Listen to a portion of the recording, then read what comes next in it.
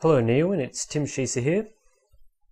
What we have for you today is a quick video overview of the Sony Ericsson Xperia Ray. This is a brand new device straight out of Sony Ericsson, which was released just a couple of weeks ago. This has been sent to us thanks to our partners at mobbycity.com.au, which is really kind of them. It allows me to review devices like this for you at Neowin.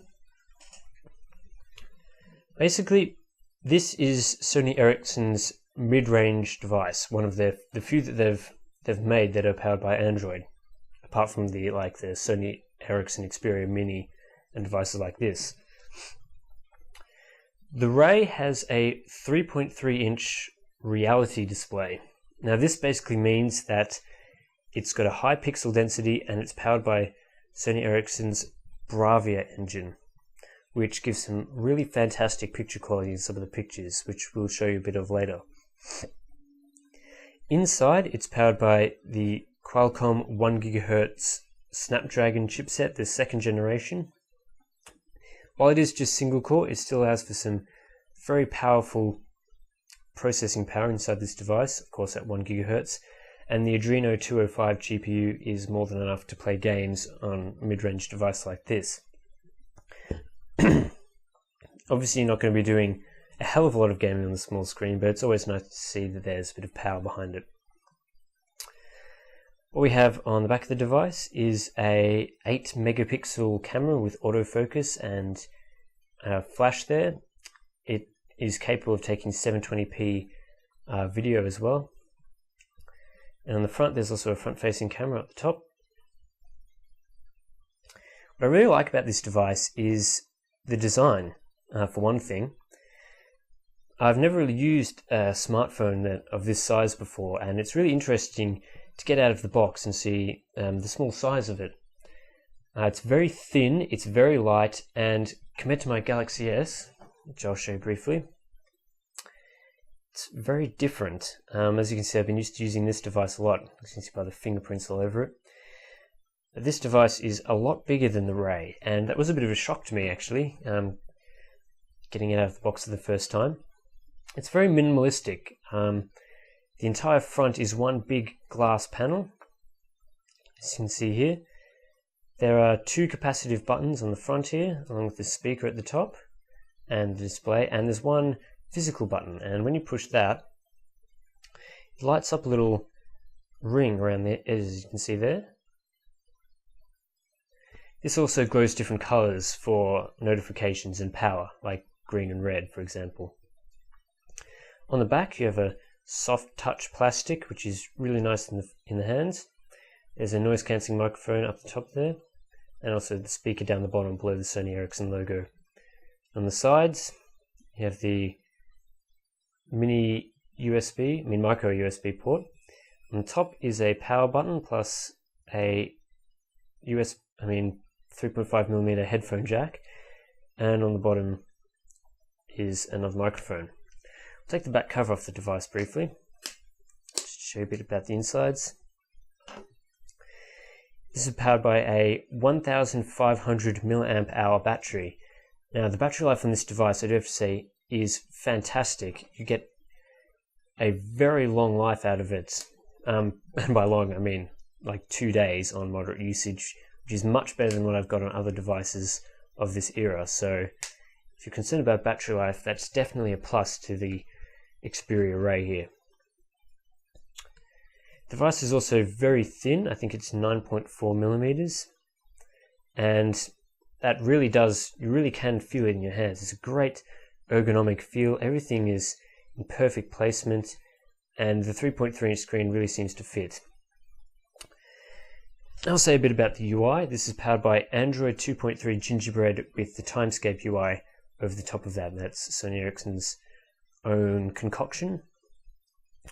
Basically what you have is 5 home screens here with custom widgets, a couple of custom apps, and it's not really much in the notification pane or anything else really that impressive. There are some cool things, such as if you pinch in to view all your home screens, instead of showing them all, it just shows you the widgets that you have on here, so you can view quick information like the music that you've been playing or your photos and weather. Speaking of photos, the camera on this is simply fantastic. It's a media-centric device essentially, and Sony Ericsson have really gone to the trouble of including a great camera sensor on here. Now you can't really see that through the camera very well, so it's best to look at the written review for the full-blown shots. But really, the camera on this is fantastic, and thanks to the high density display, which is 480 by 854 on a 3.3 inch display, you really can't determine the individual pixels, and you can really see the writing very clearly like you can on devices such as the iPhone. Not only is the camera great, but also the music player. This is just one part of the media features. Obviously, through the rear speaker you're not going to get great audio, but through headphones it really is outstanding quality. And not only that, but you can view quick information about the artists and things that you have on here with that quick button push, and the interface is really nice. Generally I'm a bit half-hearted on custom user interfaces, but I think the real good thing about this is the Timescape app that is included, and if I was going back to vanilla Android, this is something that I think I'd miss. Basically, it's a collection of all your friends' status updates and everything from your social media, along with messages and information from your actual phone, in this nice flowing 3D interface, which shows off the 1 GHz processor on the inside. Nothing in the interface is laggy whatsoever. Basically, it just shows you everything, and you can sort it by Twitter and Facebook and things like that. You can see messages, tapping on it, brings it up, and tapping it further will open the respective apps. I was really impressed by that Timescape app that was included, and I think that's a really good thing that has been included. Not too sure about some of the spam apps that obviously are in here. This is not a Carrier branded phone, but you still get some apps that I would prefer to get rid of.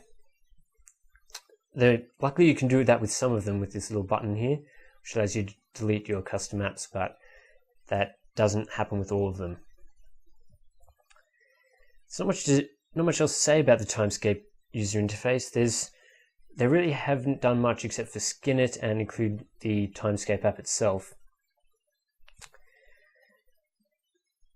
Now the performance of the device, for a mid-range, this really is quite good, and while it's only a second generation Snapdragon and it's not dual core, it hasn't got 1 gig of RAM or anything like that, but for a device that only costs 400 Australian dollars, it really is quite good. On a device, for example, say the Wildfire S, you only get a 600 MHz processor, but this is, I would say, equally fast in terms of opening apps and things like that than my Galaxy S. And while my Galaxy S has the better GPU, this really does hold its own. And yeah, while it's not dual core, you can't really expect anything better for the price. And I've got to say that the Ray definitely holds up in that respect.